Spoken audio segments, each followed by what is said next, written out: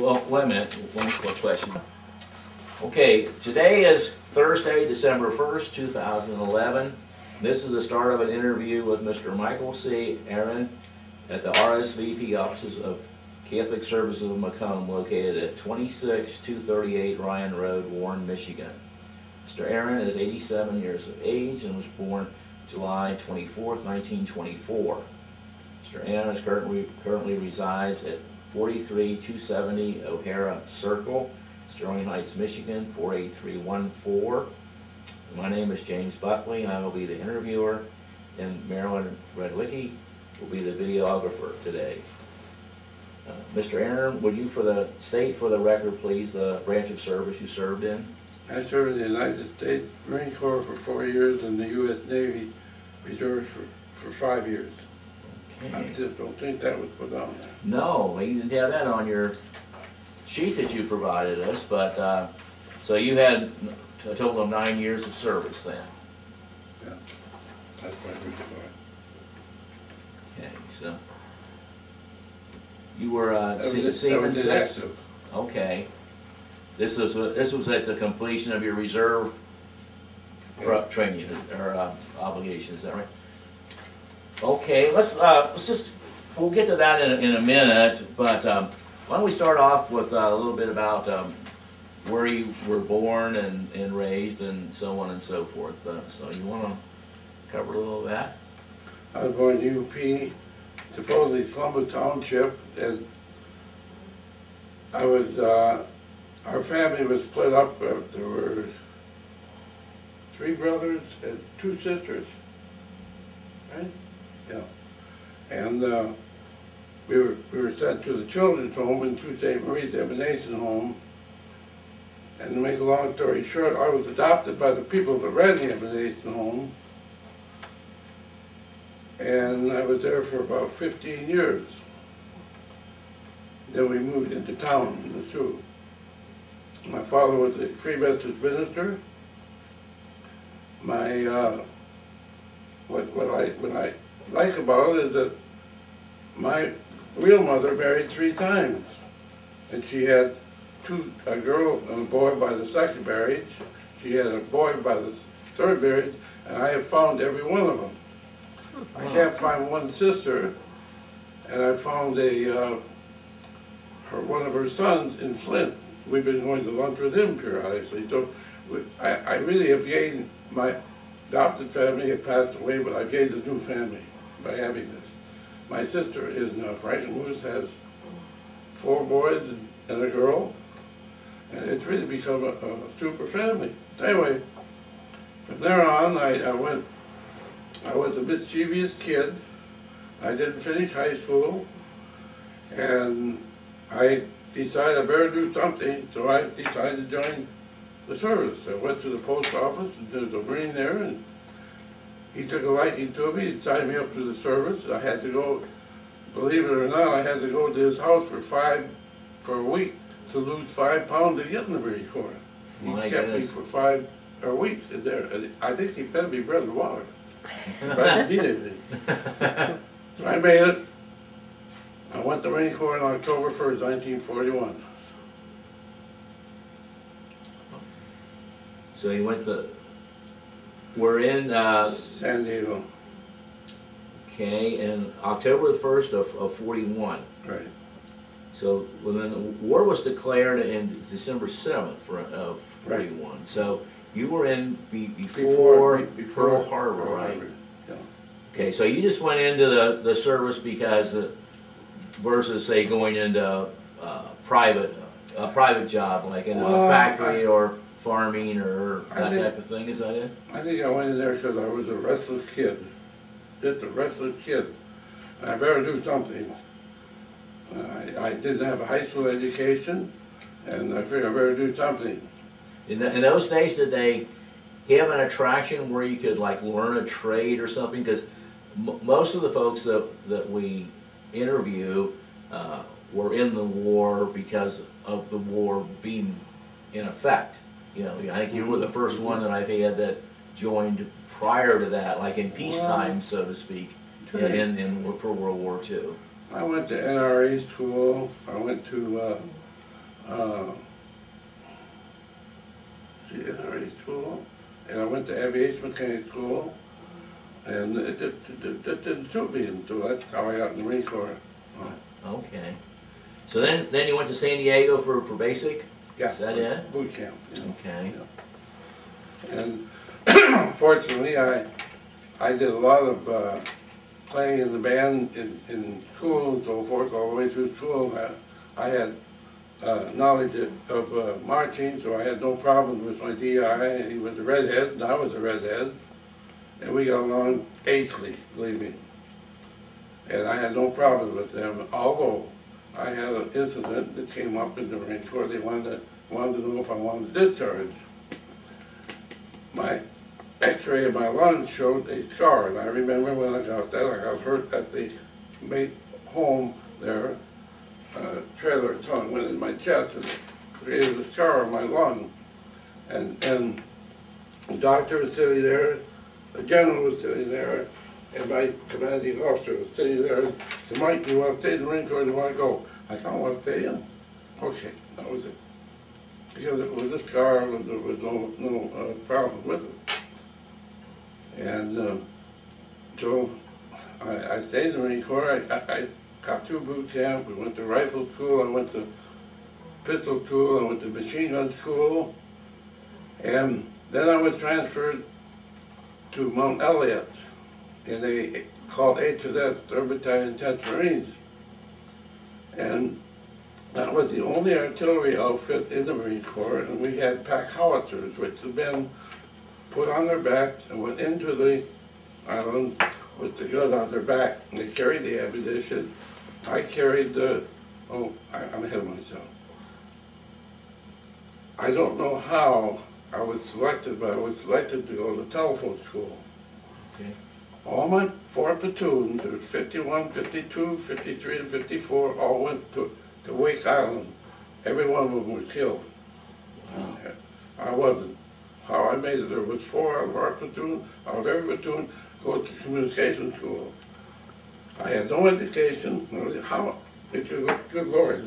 Yeah. Anyway, I got through communication school and I was sent to a battery in 10th Marines. It was artillery, the only artillery in the Marine Corps. And I became the lineman from our headquarters to the batteries to the observation posts for gun direction. And we did a lot of maneuvers and so forth, and went aboard ship in June, I believe it was. And we stayed aboard ship for about 2 months in the harbor there in San Diego, had liberty every night. And then, well, we learned maneuvers. Then we did, I remember we did a movie. There was John Wayne going up the gangplank. I remember that, and a whole bunch made the movie there. But anyway.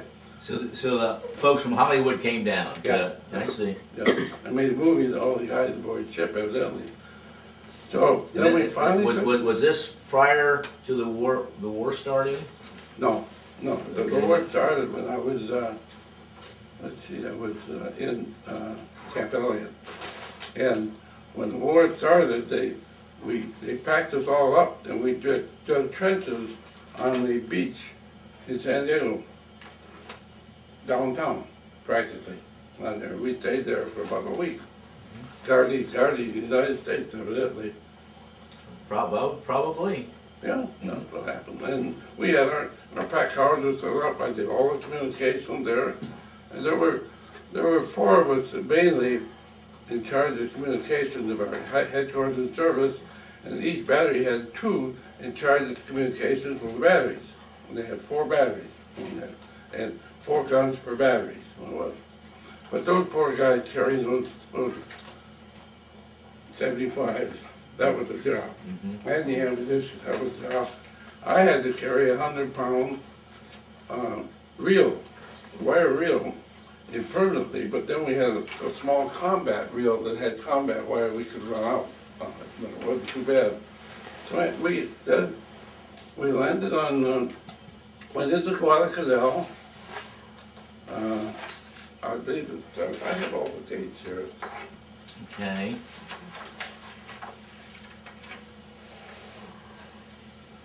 See, here's very interesting. October 41 to November 41, I was in boot camp. This was made up by a son whose father and I traveled the same. Oh, I And he see. made this book up for both of us. It's just a fabulous book. Oh, And then January 1st, 42 to July 1st, I was at Camp Elliott. February 7th to October 31st, I was Camp Pahatanui, New Zealand. December 9th, I was in Camp Tarawa, Hawaii, and August 15th, I was in Camp Tarawa, Hawaii. That was after our invasion. And then April 13th to May 2nd is when I came back to the States. Mhm. Anyway, we went to, let me find it.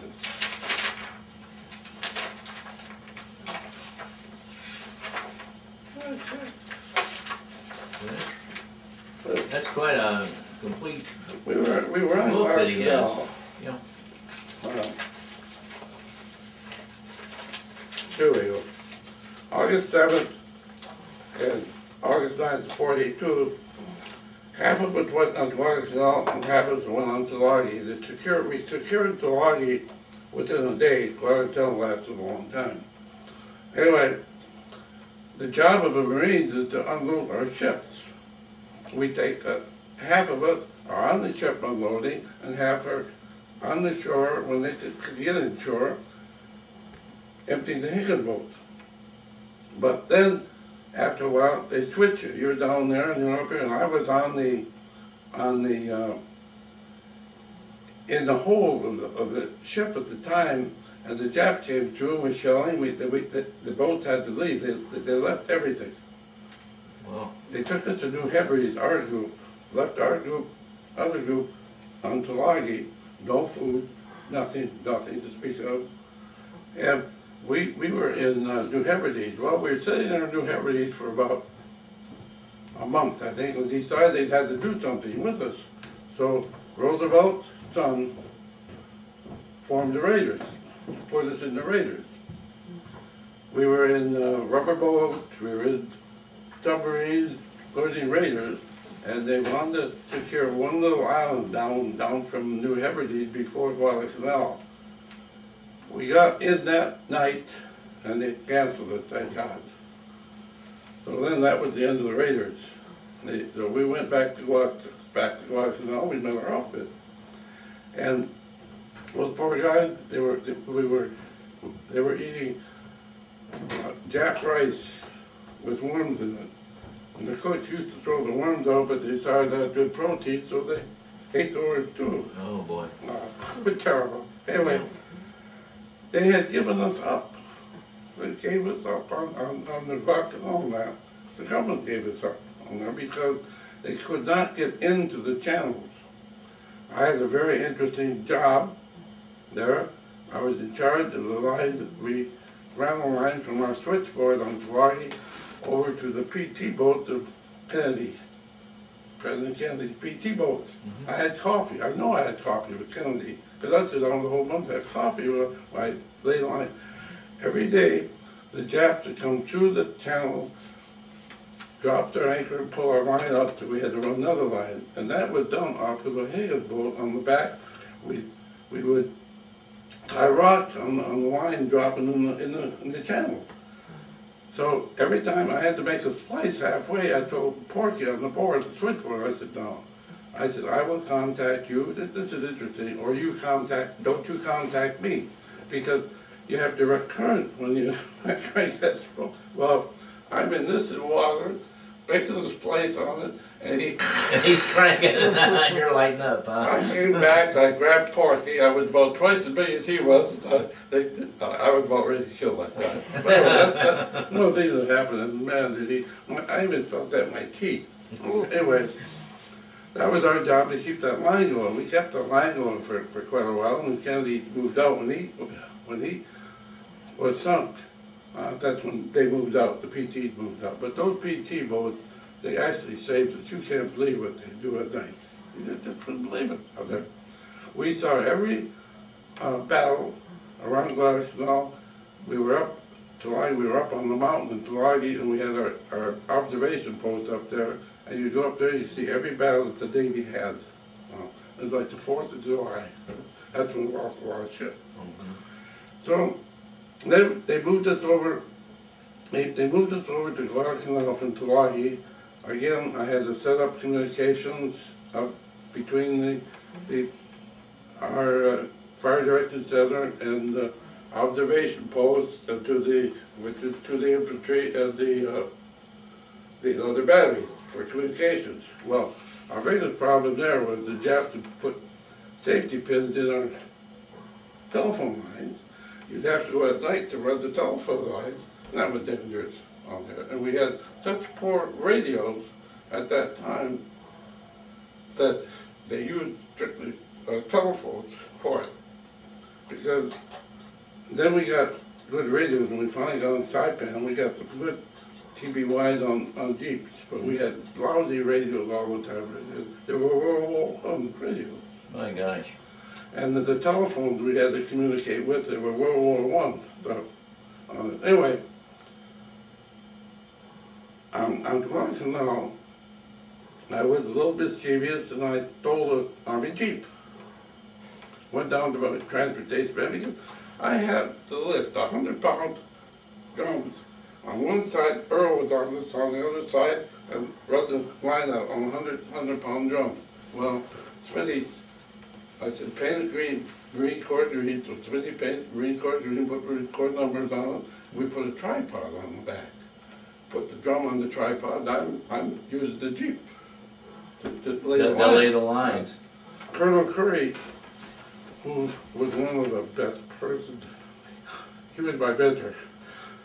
He said, don't tell me where you got, Mike. I said, okay. So I kept that on Guadalcanal River, I don't know. But anyway, we kept communications with Guadalcanal, and it was rough. Guadalcanal was rough to keep things going.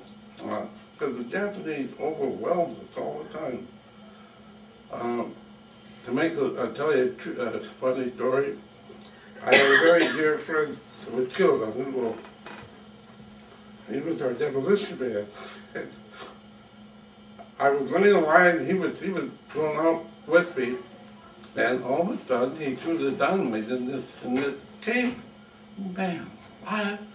The glass flew out, whiskey flew out, and the storeroom for the Jap was under the whiskey.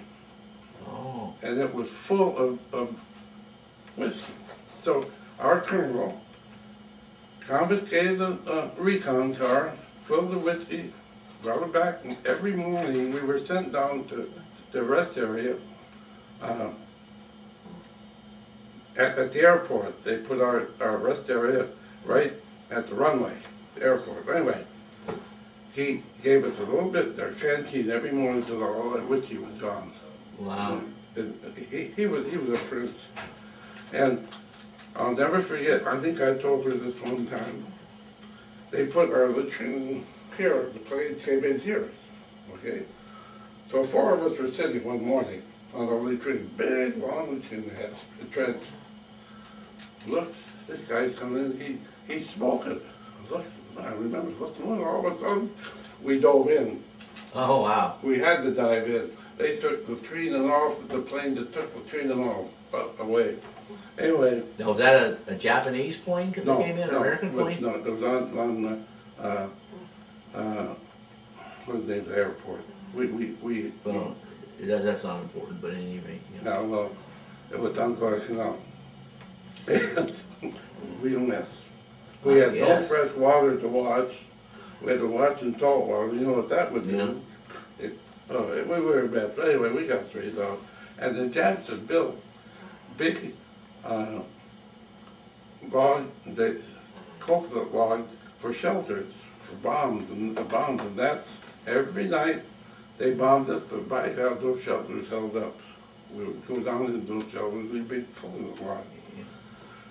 My experience, my bad experience on the Guadalcanal was I had to climb palm trees and see when we're in rest area, you had to put your line above, not on the ground. When you're in combat, you put it on the ground. Mm-hmm. Well, when we rest there, so I would put it up there, and the problem was the Japs tied themselves up in the trees on there. So this one major comes to Mikey, I'll lay it up in the trees. I said, I'm not going to lay it up in the trees. I had a Thompson submachine gun, I had a 45, but I still would not lay it up in the trees. So he put me on call. I went up to Curry. Curry said, what's your problem, Mike? I told him. He turned to Major Hughes, he said, he can lay where the hell he wants to lay it. Wow. That took care of that. There was no problem. Well, I have a question. When you were laying the lines, did you have protection? Like, did you have you know, a number of men that with weapons that kind of were you know, in the weeds, so to speak, while you were doing all this laying of lines? I had a Thompson submachine gun and I had a 45. So you had to protect yourself. Earl had a Thompson submachine gun, 45. You know how we used to get the Japs out of the trees to make sure they weren't there? Cut the tops of the bottom trees off. Mm. That's the only way we knew that they weren't up there. Mm-hmm. And many times they came down. Right. Really. But So they were so well hid then. Oh yeah, Yeah. They always up in the trees. That's the way the snipers worked on those. Mm-hmm. Yeah. Anyway, we secured Guadalcanal, and I can't think of anything.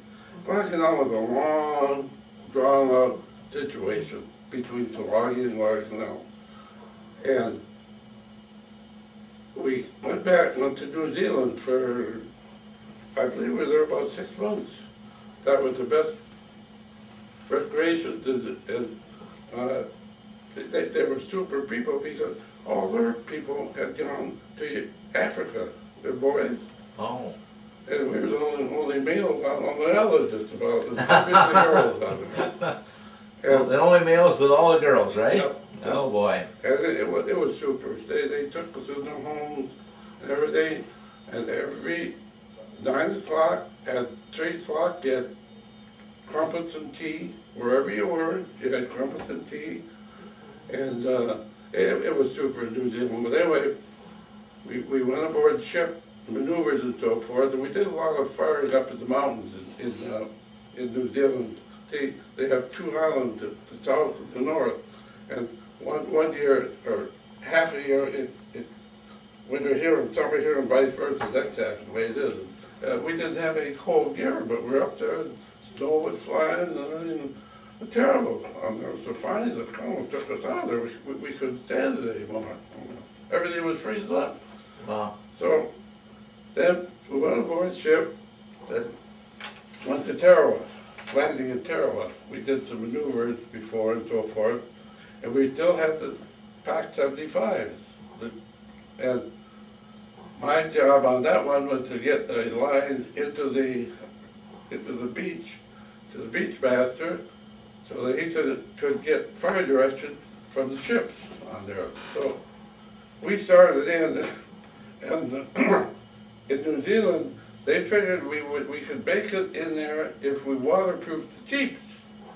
So poor Smitty, our transportation, the sergeant, he worked on it, he put pipes on the back, he put asbestos on it, he did everything possible to make them waterproof. Well, at the time, we put all our gear on the Jeeps and we were going to bring the gear in and so forth. Well, it never made it. It went off of the LST and sunk, and they didn't work. These pipes up, they're too deep on there. We couldn't get over the coral. I was under a causeway in Tarawa for 3 days. Water up to here. I couldn't get the line into the beach master for 3 days. We could not get over that wall that the chaps had. So when I got out there, I was like a pickle, being in water for 3 days. Yeah. Salt water. Yes, so kind of wrinkled. But anyway, we made it. I finally got the line. I'm surprised they could never hit that. That must be the glory because they could never hit that. It was a pier. They could, for some reason, they could never hit it. They tried all over the place. I could never figure that one out. And here I am, I want to get that line to that beach master. He's sitting near the beach. He could get on the beach. I finally got the line in there and got that squared away. So Tarawa was, to me, the worst situation I ever made because of me staying in that water. Couldn't get out of it on there. And we secured Tarawa fairly fast. And we had a lot of casualties on Tarawa. Awful. So that,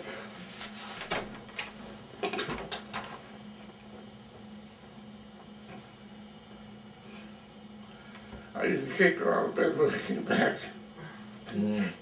Anyway,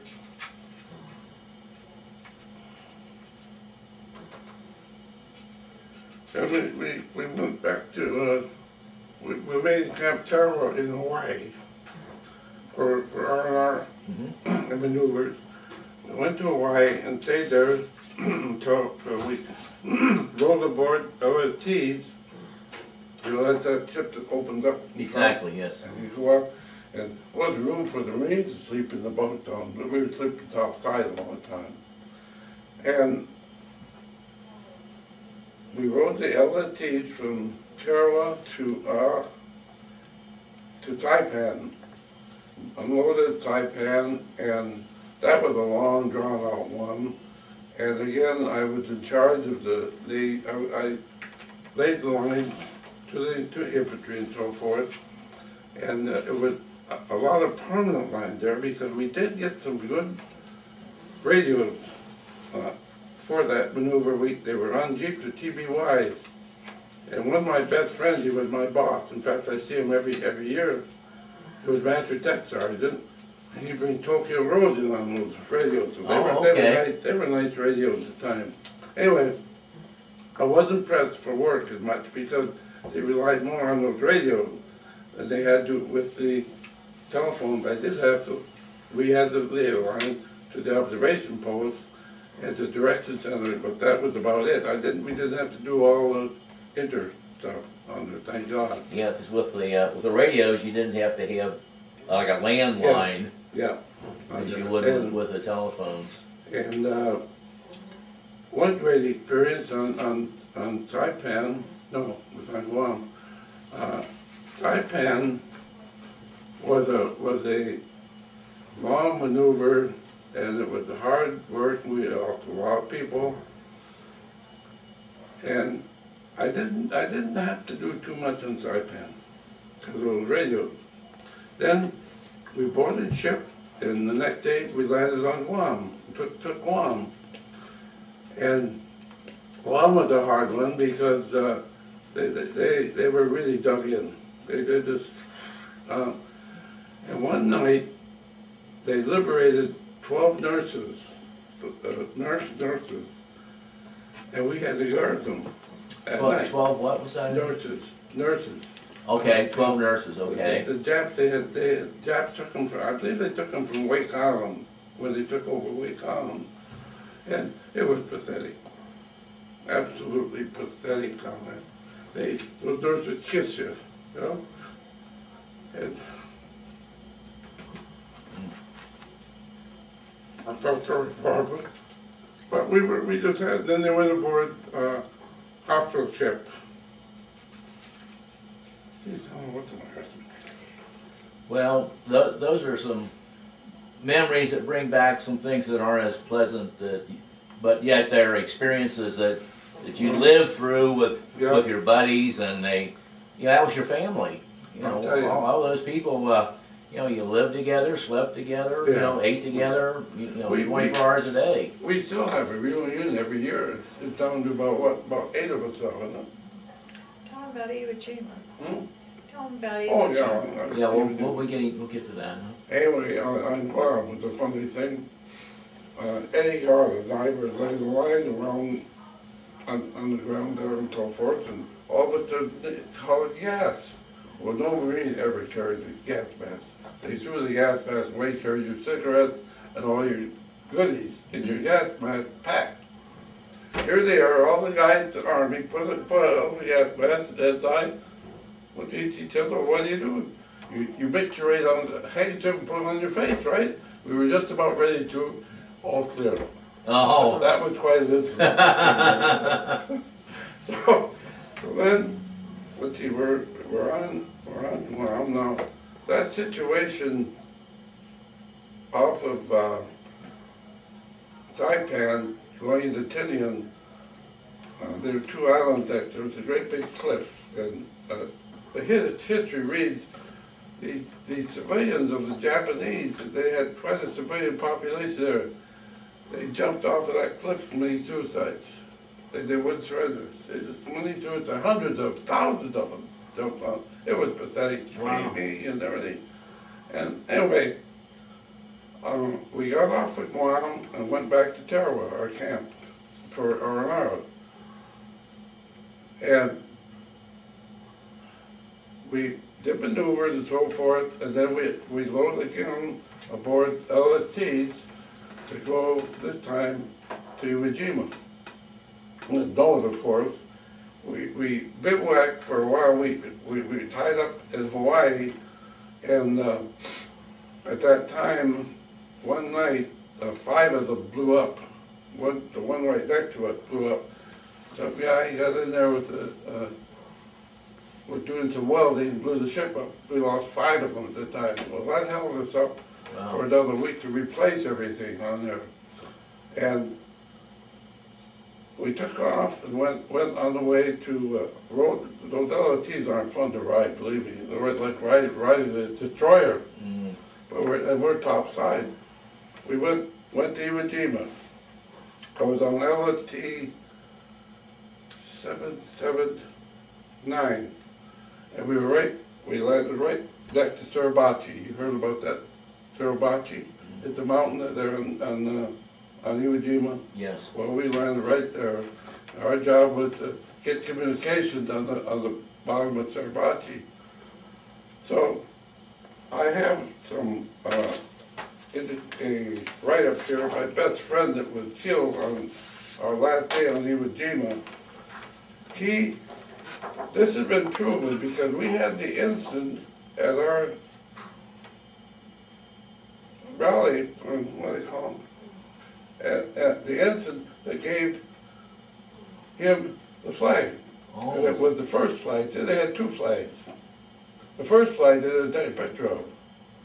Okay. So you're talking about raising the flag of the Iwo Jima, right? Flag of the Iwo Jima, yeah. And we'll show this too in just 1 second. So the first story. That was the first flag, and the incident that gave him the flag came one about 4 or 5 years ago from one of our reunions, and verified it. It's been verified through the archive and so forth. Anyway, Russ forgot his canteen, and went back, and my friend, who was a machine gunner in the outfit, took the flag and gave it to the beach master. That's what happened. And that's been proven. Well, I'll never forget, I'm walking around Suribachi. It hadn't been secured yet, and it was bad situation. I looked at the time, here's this bastard tech sergeant, Fishbeck. I said, what? He had gone home from New Zealand. I said, what are you doing back here? He said, I don't know, like that, you know. I was a corporal in the Marine Corps, and this boss of mine, I see every year, he and I we're the best of friends all the time. He would never send us home. The 4 of us, he kept us for the job. And he sent all these other guys home. And all the guys had malaria went home. I had malaria twice. I asked him, I said, Jimmy, why didn't you send us home? He said, because we needed you. So I felt good about that. Mm-hmm. Anyway, and all these guys that were sent home were made master tech sergeant, and so forth. Then they came back out. What happened? So maybe it's just as well, you know. Uh-huh.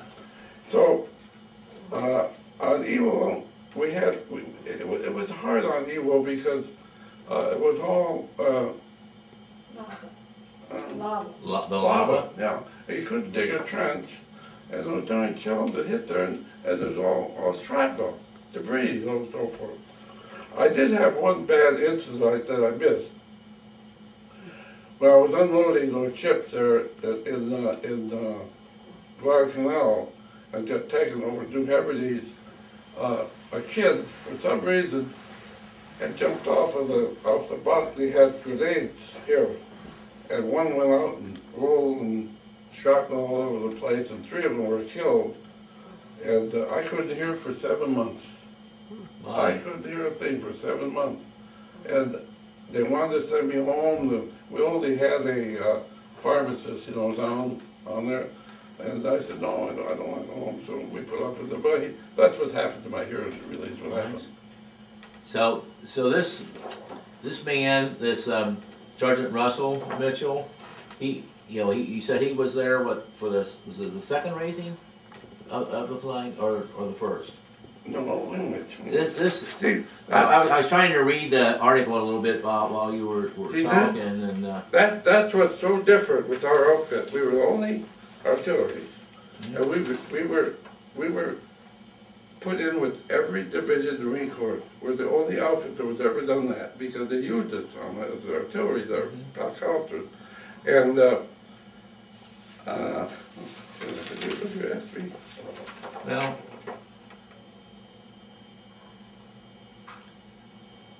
There's a lot of information in this article, which is very interesting. And they're talking about him being from Iron Mountain and so forth. That's authenticated because you remember that ensign? Was that the rally? Was that the reunion? He's the one that gave it to him. And he was the ensign on that LST that we were on, 779 on that. Okay.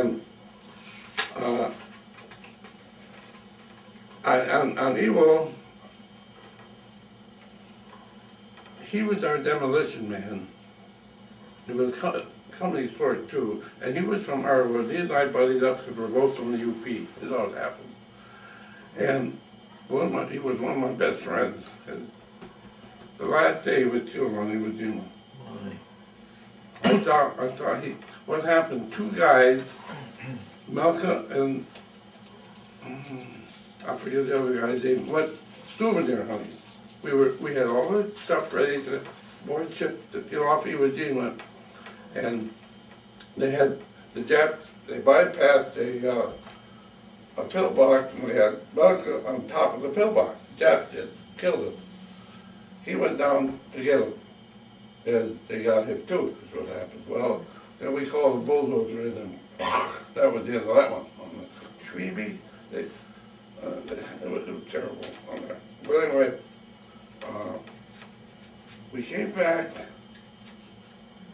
Let's see, darling. Let's say I left Iwo Jima. Let's say we left Iwo Jima, and I had pneumonia. I was aboard ship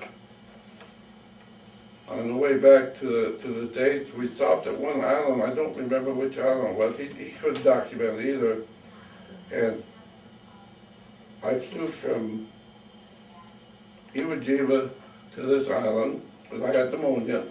I went aboard a hospital ship with pneumonia, went from there to the States, what happened. And one other, we never had documentation on our medical in service. It never followed us. Mm-hmm. I had a cut on my hand here, I had poison ivy in it, or poison, I had poison in it. Ran up my arm. I was in the hospital in New Zealand for that. I was in the hospital in New Zealand for a bad back. I was in New Zealand twice for malaria. There's no documentation. And fortunately, I don't have to rely on the DFW for medication or anything, fortunately. And I've never, to document that, how am I going to find out who was there and so forth? It's impossible. I said, the heck with it. Anyway. Probably the only real good documentation were the folks that were at a base, were the permanent situation, and you probably had a lot of might say patch up type of medical treatment, and you did what needed to be done and went on. Mostly. You're right. But the funny thing is, I said for my medical, you know what they have on there? Broken big toe. You know how I got that? Guam, I stuck into an army surplus, stole a can of peaches, came out, the darn tree door fell down and broke my toe. That's all that happened. I have a question, like when you were fighting the Japanese fellows. To me, it would be extremely difficult when you're fighting someone that he has a mindset that their life isn't really worth anything. You know, like you hear the kamikaze mentality, and they're going to give their life irregardless, and so on and so forth. Where you're trying to not only protect yourself and your buddies and all those kinds of things, and you want to stay alive. You know, we're there just the opposite. You know, they could care less, and they would probably be more of a hero if they were killed. You know, and it would seem like that would be extremely difficult. They came in on us on Saipan and wiped out one battery, and that Hoff, I saw him. I shouldn't say the battle. 300 Japs in front of a machine gun. He fired so much that the barrel of the machine just went down. Lost the barrel of the machine gun. They brought in another machine gun, another guy machine gun. Riley came over and relieved him because they couldn't shoot anymore because it was too hot. My Lord. One time, they transferred a battery of ours from Tulagi over to Guadalcanal, and they were sunk. The Japs came through and sunk the little, they called it a Yippie boat. And we lost a lot of, just about a whole battery on that deal. And that, but you know, I don't know how, but I had to close with it, but I'm here, 87 years old. And well, those were some. I'll tell you, in the Marine Corps, if you didn't have a high school education, you never got above corporal. I had a lot of chances to be sergeant and on up, but because of the high school situation, I never made it. I would be out there doing my calisthenics and so forth, towards a rank and so forth, but without my high school. So I said, I'm going to get me an education. Well, fortunately, I married a girl with education. She only like 1 year at college, fortunately. So, fortunately, I took the GED test. I got my high school diploma. My brother was principal, was the principal and superintendent of schools. D. But, he was superintendent. He gave me I passed the GED test, got my high school diploma. He signed, my brother signed it up there in Flint. He was superintendent of schools. So anyway, that's my adopted brother. Okay. Anyway, I put in for one thing that made me mad. Only one thing that made me mad over this. You know, all these guys are coming back with chips on their shoulder. I never did. But I felt I was lucky. Was when I came back to the States, like a dumb fool, I went to work. I worked at Plant 10 Chevrolet. So I had enough points to go completely through medical school, which I did on that. And what got me was that all my buddies were drawing $21 a week. They could do it for a year. So I went down to draw mine. We can't. They said, you're on strike. I said, I'm not on strike. That was a big Flint strike. I know that was strike. So they wouldn't give me my $21, so I went to work for consumers temporarily. I went back to Plant 10. I had a good job at Plant 10. They gave me a good job back there. But anyway, the only thing that ever made me mad was our government. Because the government doesn't owe me a dime. I went through 7 years of school on the GI Bill. I had enough points to go through from all of this and so forth. So she came from a small town in Kentucky. I applied to her college, and they accepted me. What college was that? Moorhead, Kentucky. Okay. And she had 1 year to do, and I had pre-med to do. And I didn't know, I wanted to be a dentist. Well, it was so full I couldn't get in. You couldn't get in dental school. So my chemistry teacher told me, apply for podiatry. So I went to Cleveland, applied for podiatry, and they took me. I became a podiatrist on there. Best thing that ever happened. It was just wonderful. She got her master's degree. She was on the GI Bill. She did get her master's through GI Bill. He took her by himself, but she got the 1 year. She got the 1 year, yeah. We lived at the dorm, and her and I had more money than anybody in the school because we were both getting paid. Well, that's quite an experience. You're going from not completing high school to getting a degree, a medical degree. Well, I made up my mind I was going to do it. And you know what? A lot of these guys are out here with the stress and so forth. It's the individual. Mm-hmm. It's the individual. If they just pick themselves up and do what they want to do. I still say that we had a lot of stress too in World War II, but they say we had it the easiest. By the way, when I hit Guadalcanal, Colonel called, and we got back to New Zealand from Guadalcanal, Colonel called me in, gave me $50, a telegram, my mother died while I was over there. He gave me $50 to go 10 days, take where you want to go. Yeah. I had a mentor, believe me, the Colonel, he was from the old horse troop, in the original China Marine. Very straight. You better not cross him. He didn't get to, but he honestly, even though it was the courage, he was a super guy, and he became Brigadier General in the Marine Corps. Wow. He was probably one of the guys that, like you say, if you did your job and did it well and so forth, he would respect that and treat you well. Married her, came back to States, married her. I used to kick her out of bed. Chaps were chasing me. Yeah. How many times did I kick you out of bed, babe? Huh? How many times did I try to kick you out of bed? He said when the Japs were chasing you. Oh, So did you have like nightmares and things when you returned? Yes, or yes. Just occasionally? the Japs chased him all over. Oh, that would be, you might laugh about it now, but that would be terrible to live through that. Yeah, those experiences. Well, I almost apologized one time about running my Jeep up on Guadalcanal, and there's only one way I could go. That way, there must have been 1,000 dead Japs on their eyes to go right over them. I had to take the Jeep down the ocean and wash it. It's a mess. Oh my. I'll never forget that one, but there was no other way. I had to. So that's the way I went. Okay. Did the Americans do anything about the foreign casualties? In other words, the Japanese that they saw that were dead? Did they make any like a makeshift grave for them or anything, or did they just leave them, or what was kind of the thinking of that? No, we didn't take care of their own. No, I meant of the enemy. Bulldozer, they lose a bulldozer and put them all in the graves on that. I see. There's one thing I wanted to say too that I made a notation. I don't know what I did with it. Here's something that happened.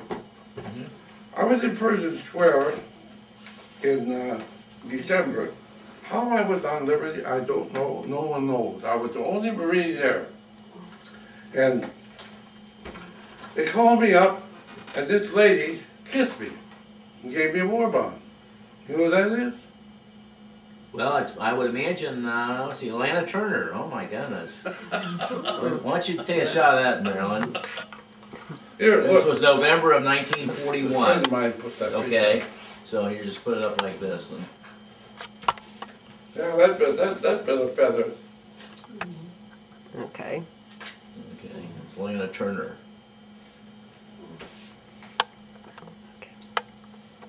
So when were you and your wife married then?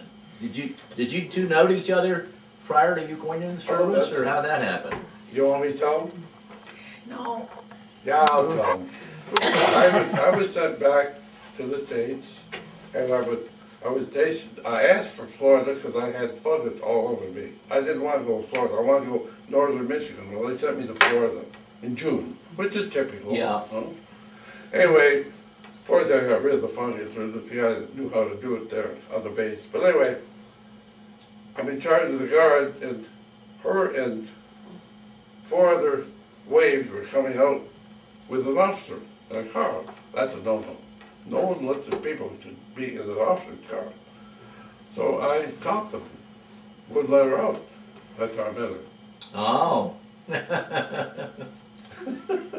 So your wife was in an officer's car, and, Yeah. and she was an enlisted. Yeah, and they didn't have any, you didn't have any passes at the time, did you? Well, it was, we were on duty. Hmm? We were on duty at the other base, Yeah. and we just ride in. Where were you, in Pensacola, Florida? Or where were you in when you were in Florida? Pardon me? Where were you when you were in Florida? What were you in Pensacola or? Oh, Opelika. Opelika, Naval Miami. Air Force Miami? Base Oh, there. okay. And she was stationed, and they were bivouacked in a gambling, gambling house? Oh, What's a gambling? one of the, A huge house. uh-huh. And one day they were having a hurricane, I'm doing the guard duty down the guardhouse up there. Aye. I think the girl brought me in, didn't they? It was The guard shack was just like this. Another thing, they sent me from where was I? to North Carolina. From her base, they sent me to Cherry Point, North Carolina, the Marine aviation base. And put my friend Barry in one and me in another, what they call an anti-TQ, half as big as this room right here. And we had to do the communication. It was going to be shipped ashore on Japan. Oh. Well, we knew what was going to happen because, but anyway, we went through the school, we're in charge of it, went on a couple of the movers with it. It had bulldozer blades in front and had half tracks on the back. So it was going to go up on the shore. We were going to have communication shipped ashore. Well, Barry said, I'm not going there, this friend of mine. I said, Barry, we gotta go if we have to. No, I'm not going. He went over the hill, wound up in the brig. Oh boy. But just as we were ready to board ship, that's when our good old friend Truman dropped the bomb.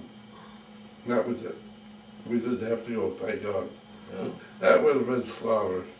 It would have been slaughter if we had to land in Japan, believe me. Kids even were carrying rifles. Right. Well, we had another gentleman that we interviewed a month or two ago that he was on his way to from Hawaii at that very time. Oh, you know, yeah. that the bomb was dropped, and you know how it kind of changed his life, and so forth. We would have a tremendous amount of ships and men and so forth go in there, but it would have been hell. Believe me, I don't know. So then, did you get married then after you got out of the service? Were you discharged? I got out in December. I got out we were married February 5th, 1946. I had her come up to Flint, and she came up on train. I'll never forget that. And we were married. In fact, my dad didn't marry us. He was there though, wasn't he? The minister, my adopted father. Anyway, you know, those people were in their 60s when they adopted me, so they had no control over me whatsoever. That was the problem. That was the problem, because I could do exactly what I wanted to do. That's why I'm glad I went to the Marine Corps. What, were you about 15, 16 when you were adopted? No, 10 months. Oh, okay. I'm sorry. I thought that you lived in the orphanage for that period of time. We lived in the orphanage for about 15 years. I did, and then we went into a house downtown. Oh, but your dad was with the orphanage at that time. Is that right? Okay. That's my adopted father. Yes. They adopted me, and what else was I going to say? So then you got married. Yeah. Married. In 46, and can you imagine her coming from Miami to Flint, dead of winter? Then I took her up to the Sioux line. Oh, See boy. the Sioux line. We were on the icebreaker, went through the straits. That was a change. Yeah. So then, do you have a family of your own? Yeah, we have one boy, he has his master's degree in fisheries. Couldn't get a job because they just gave it to women or blacks.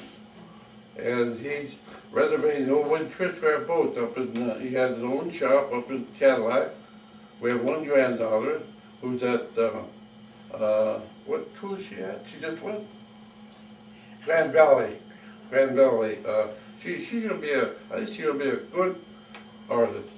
She really is in there. I think she'll be a graphic artist, so won't she? I practiced podiatry for 35 years at Centerline. That was a very good profession, believe me. Very good profession. I made a lot of friends. Everyone that walked in the office, my friends when they walked out, it was really nice. And she taught. So are you an MD? No, Or just DO? Dr. Podiatry Medical. We had our own classification on that. Yeah. I see. Yeah. I wasn't aware they had a separate classification. They want to change it to MDs, but I think it'll be wrong. I think we should just stay with our own profession. Mm-hmm. We have a good professor, we should stay with it. There are too many specialties these days. Yeah, that's for sure. I just had, I got over an ulcer. In the last year, I had my gallbladder removed. I had 2 carotid arteries done. And they finally put a pacemaker in. And you know, I told them 2 years ago I need a pacemaker because my systolic blood pressure would be down to 40, 35. And I'm going to be honest. So they finally listened to me, gave me a pacemaker, the best thing that ever happened. Well, you got recharged, got your battery recharged. I think I'm back on meds, aren't I, Lily? I think so. And that's the best thing that ever happened to me too, right there. You know, Oh, yeah. And then, you know, we were talking, you know, before our interview about your hobby with antique type cars and so forth, and I was a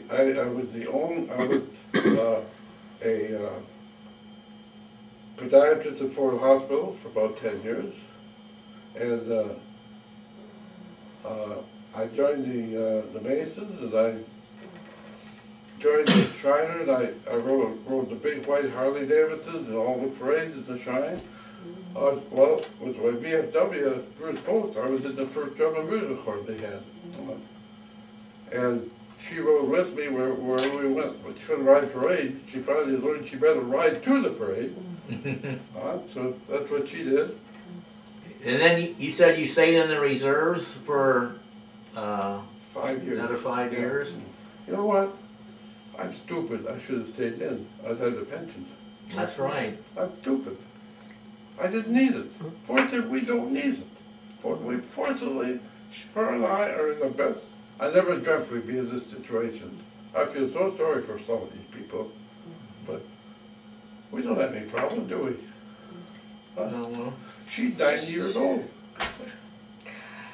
I'm supposed to tell her. Yeah. She's 90 now we have that for everybody to know.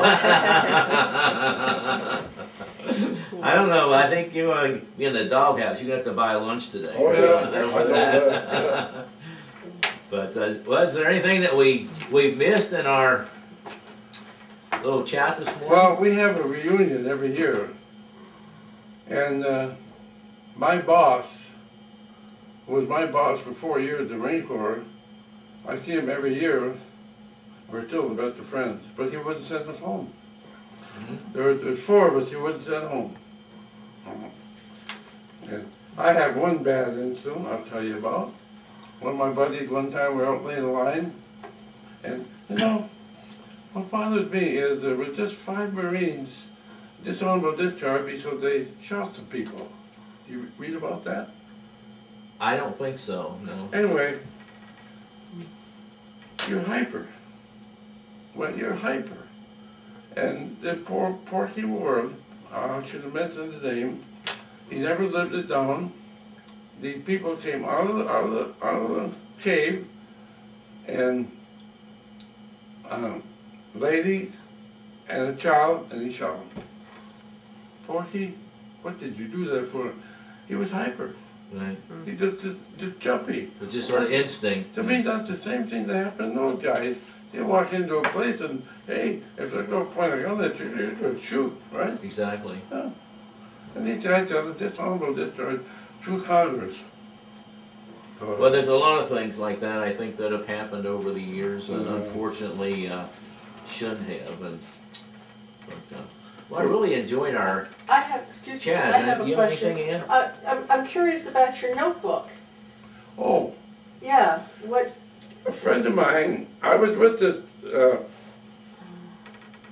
one guy, and his son-in-law put everything together for him, and he duplicated for me because he and I were in the same situation. And it showed my His division service and How many medals do you have? combinations and I so have forth. about 9, but I had 3 presidential citations and 2 Navy citations.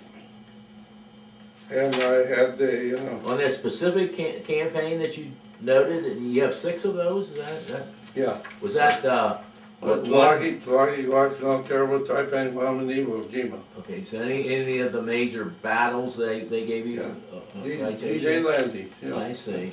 When we went our first one, Guadalcanal, we had torpedo boats come in on us, and it must have sunk 5 ships right around us on there. I'll never forget that one. Did I leave anything out? I think we had a pretty complete overview of your service. Why don't you let him look at that book, Mike? Well, that's fine. It's a complete, it's really really, nice. it tells everything that I did. But when you came back, one thing I wanted to ask you about, were you involved in like the Veterans of Foreign Wars or some of the organizations here in the States Well, I for veterans? VFW, Mm-hmm. Goose Post and St. Clair Shores, I was on the board for years, and the American Legion, you had to join because we went in competition to the Drum Bugle Corps of the American Legion. Then I dropped out and I went back. I'm in the American Legion again, and that's about all of it. Yeah. She's in the American Legion. That's good. But Yeah, well, there's been a number of veterans that we've interviewed that when they came home and they just kind of like dropped all their military ties. And, they just wanted to forget everything, go about their business, and I wouldn't talk about it. This is the last 4 or 5 years. My son has never asked me one thing yet. I hope he gets this book. well, and then obviously the DVD that we'll have for him will tell him a lot of things that he's he's interested. Well, unfortunately, there are situations like that, but he will one day. But like I say, the government does not owe us a dime. Mike. I recouped 7 years of schooling. I recouped my high school diploma. If I went back to the Marine Corps now, I'd be a big prisoner general. Well, you would, and that's kind of what I was looking at with the information again that you provided, and I kind of questioned why, in my own mind, like why you didn't move up, in rank, and I didn't realize about the educational part of it. Everybody wondered because I was over there long enough. Well, all my friends came back to the States and they were made master, well, they were instructors. Right. And obviously you were well liked or well thought of because of the different responsibilities that you had and different duties and so on. I finally cornered Jim. I said, why in the heck did you send us back home? He said he had to pick who goes home. Mm-hmm. He said, because I needed you. That's the words he said. Well, that makes you feel good, but it maybe at the time you would have rather had a little bit of of rest, Everything was destined. Why did I go to communication to and then go over on Wake Island with all those platoons and get killed? Why? Mm-hmm. I can't figure it out because I had no high school, and I took a test, and they selected me for communication, but then they tried me out radio. I couldn't comprehend Morse code because my ear situation. But that's before I had the ear problem. But I still could not differentiate. So then they put me in telephone on that. Oh, okay. Is that a photo album that you have there, that other book? This one that's over here. Does Oh, that have photos in it? That's or- they call us the Forgotten Battalion because we were overseas and in every division of the Marine Corps for over 3 years, And this is one of our reunions, isn't it? Okay. Well, here, let's look at the cover here, because this, during our conversation, Mike was talking about different battles, and they're all listed on this cover. So why don't you get a good shot of that, Marilyn, and that would be something that, Yep. Okay. can you see it, Cuz? Yep. Okay. You know when Anyway. we were fortunate? Yeah, this has a lot of photos of their reunion. Yeah. And yes, those are social events, and the military is also involved in it. This Oh, guy yeah. lives in Liberal, Kansas, and he has quite an estate there. And we went to his house for part of the thing. It went Air Force, Air Base there. I see. So this, And, this second, 155th, was a Oh, yeah, millimeter I- howitzer battalion, is that? I meant to tell you, when we left Tarawa, we became, it was 105 instead of the 75s. Then, when we went into Saipan, there's just 155s on there. And it's amazing for the commendations that we've had from switching from a 75, which is only go tops a mile. But the 155s will go 5 miles. And we had the direction signal geared to shoot those 155s. They couldn't, well, it was Colonel Curry that had the knowledge how to do it. What happened? Oh, I see. So you guys had to figure it out, so to speak. Yep. Yeah. So, and say one more time about how it got the name the Forgotten Battalion. We were stationed to every, only Marine Corps outfit that was stationed to every division of the Marine Corps, 5 divisions. They formed the 6th. And yeah, we were the 6th too. Every division, we were the only outfit that, because we were artillery, they need us. We were the only ones on there. And you're only talking 600 men on that deal, on there. And then, also, we were over longer than any outfit. We were scheduled to go to Okinawa, and You were there in the Japanese might say section of the war. You were there from start to finish, right? yeah, we were bound to go back. Right. Yeah, and I was in an outfit that, and when I was in charge of this anti-TQ, I'd be going back. I'd go back. Yeah, on that. Okay, But like I say, they didn't have a reunion for many years because they didn't talk about the war. no, But when they did start, they had one every year. I see. yeah, well, we have one every year, different date. And the Marine Corps put on a tremendous deal for us at San Diego, remember? Several times. Remember that? Oh, yeah, when we go to San Diego, we're honored. They are honored. Uh-huh. I used to feel sorry for the girls. The women that sit in the corner, we discuss our experiences. Oh yeah. Well, that's Oh, here's something funny. We made the chaplain, one guy became a minister. So we made him and put him in charge of the liquor. the liquor. So what was his name? So anyway, I asked him, huh? He's from Indianapolis, I don't Yeah, know. I asked him, I said, hey, tell me, how many fifths of whiskey did we drink when you first were in charge? He said, many. I said, well, how many did we drink this last one? He said, 1. Not tell them. You know, that's the only regret I have. I was 17 years old in New Zealand. Let's see, I was 18 when I crossed the equator. Yeah, I was 18. I was 17 when I joined the Marine Corps. No, I was 17. And all I did, my buddies and I would think about drinking. That's all we did. I should have enjoyed that area, but I didn't. Mm-hmm. And I kick myself to this day that I didn't. I wound up with the greatest family. He had 5 daughters. I set all my buddies up with them, and that's before I married her. Uh-oh. No, that's one big regret I have, because I don't know why, but that's all we could think of. Well, that happens sometimes when you're younger, but I guess so, and yeah. as you get older, sometimes we get a little bit wiser, maybe. Yeah, I think so. Well, I really enjoyed our visit today, and we want to again thank you for your service. That's quite Well, that was my quite job. quite an extended period of time, and We named our boy after him. oh wow. Yeah. Okay, well, And we got to know his family.